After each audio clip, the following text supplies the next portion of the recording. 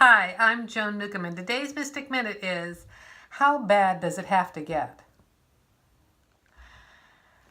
How bad does it have to get? How bad does it have to get before you reach out for help, before things change for the better,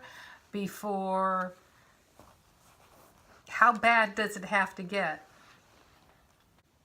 We are in the midst of this time of incredible breakdown, and we see systems breaking down around us. We see horrendous things happening in the news. It's like, how bad does that have to get?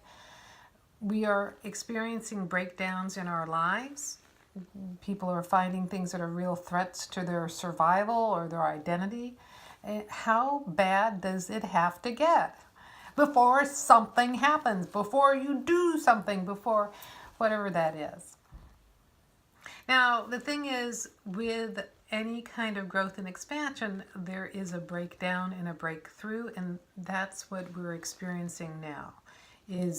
But on a global scale, it feels like. So we're not just having our own little private little in the corner breakdown. There is a big collective breakdown going on, and we're all feeling tossed and turned and battered by the news and things like that. So how bad does it have to get? Not how bad is it going to get, because that implies that we're all just sitting here waiting for it to happen. We're eating our popcorn, watching the news like it's a reality show that it is. But reality is a creation of us as consciousness. So everything that you're observing right now is a creation of higher consciousness, and you are higher consciousness. Now, it doesn't mean that it's your fault. It's certainly not my fault, and it's not your fault that all these terrible things are happening. But the shift can be shifted by you shifting within. So how bad does it have to get before it changes for you? Now, the thing that I find helpful for me is to look at my breaking points in the past. So it's reassuring to know that, yes, I've actually been through really difficult times, and we've lived through similar difficult times. And humanity has lived through difficult times, and we have learned and grown from it. So I know that I am not in the same place as when I was younger and things were so devastating. I couldn't see a reality beyond it. I did not know how I was going to get through that time then, but I know I got through it. And the same thing looking around in the news, where it feels like, oh my God, this is it. We're going to be done for. And I have tremendous hope when I look at the news now. Didn't necessarily feel it last week. Today, I feel hope looking at the news now, because I know it has been worse.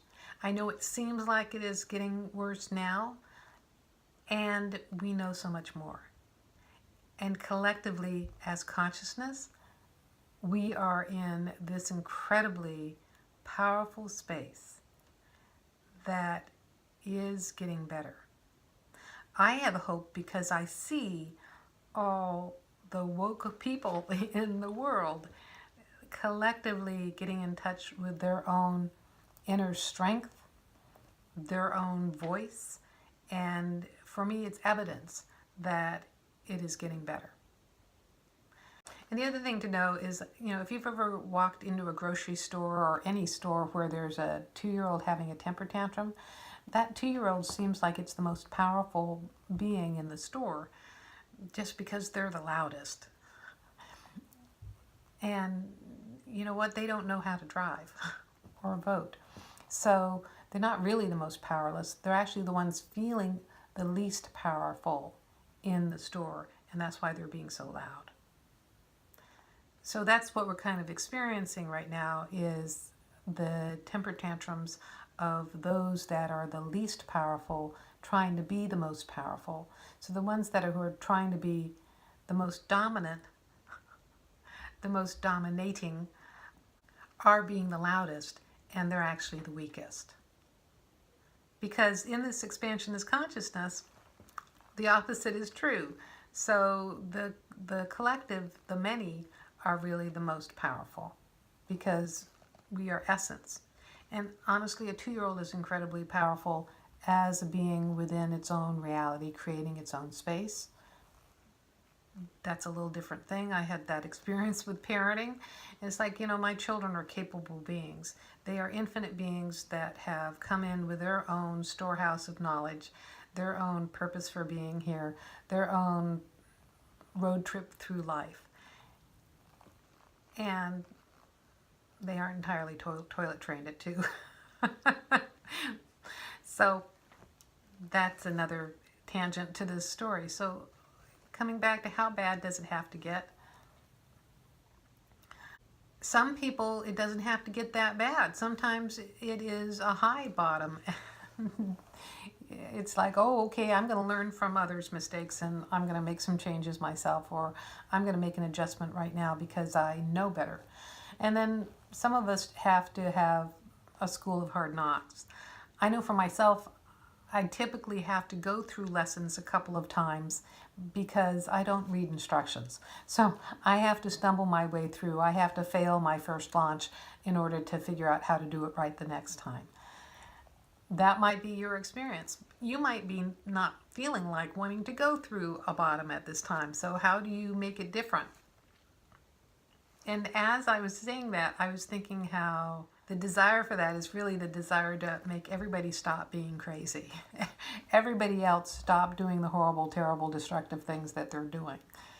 And now I fully believe that they will stop, and they can instantly stop at the very moment that we as consciousness make a shift and make something else happen. That sounds incredibly vague, but that's about the best way I can describe it right now for it to apply to everybody. I know when I make the shift within myself, my externals instantly change. I feel continually pushed by the news. I want to go and manipulate reality incredibly, and that's not what changes reality. It is getting in touch and shifting within. It is being in alignment with myself as consciousness, and then I'm in agreement with everything that's going on. So for instance, having really struggled with the last couple weeks, and man, this has triggered me, man, this has hit my bottom. I feel like I'm coming out of it and having a better perspective on what I see going on in the world. I still get sucked back into it because I don't want to be in denial. I don't want to be disassociated from reality, and these people need help, and it's a knee-jerk reaction of mine to want to help them. And the best help that I can do is help people empower themselves. And each person who acts empowered, who claims their inner power, creates a ripple effect out into the world. So this hopefully inspires you to reclaim your own inner power and come from that internal stance of power. And then nothing can shake you. Nothing can knock you off your feet. You can let this be your turning point, because it does get better. The story does get better. It's always a happy ending. Even if it looks tragic at the time, as consciousness, it's always a happy ending. And that's not to be, Miss Mary Sunshine about this, but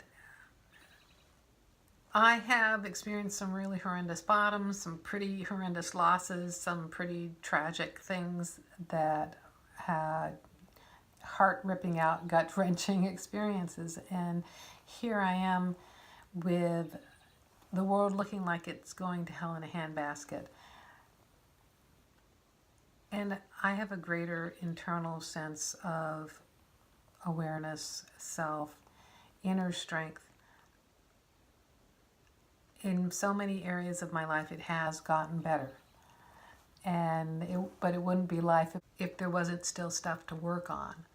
So you yourself can stop right where you are and make a decision that this is your bottom, or this is your straw that breaks the camel's back, and you can do something different, embrace a different reality. So to that end, I'm just going to mention that I have a summer coaching special. Normally I have a 3-month coaching program. That's kind of hard for people over the summer months, but if you want basically a coaching intensive to help you through this bottoming out period, to support you in transforming your life, it is a 4-week intensive. It starts from the middle of July and goes to the middle of August, or at least I'm opening the doors in July. I'll have to close the door when my schedule gets filled, but it starts in July. I'm opening the doors in July, and you'll have 4 weeks of coaching with me, and it'll be tailor-made to you and whatever issues you're working on. So I will draw out of my training program the specific lessons that are useful for you and combine them with personalized coaching for that 4 weeks. And I tell you, that might be all you really need to help turn things around. It's a pretty profound thing to know that you have, somebody in your corner, somebody who sees you as whole and capable and knows that you have within you the resources to completely reinvent yourself at this time. So whatever it is that might have been your stumbling block over these years, you can completely reverse it.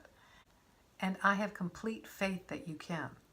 So if you want to know more, go to my website, joan-newcomb.com, and look at my coaching programs. And if you like these videos, you can subscribe to them on YouTube. You can also sign up below to get them in your inbox. And if you want to know more, go to my website, joan-newcomb.com. I have coaching programs there. I also have a weekly radio show and podcast. I do meetups around the Puget Sound in Seattle, Tacoma, University Place, and other locations. And if you want to know more about how to navigate your life as consciousness, go to my website and look at my coaching programs. Go to joan-newcomb.com, and I'll see you in another couple days and another Mystic Minute.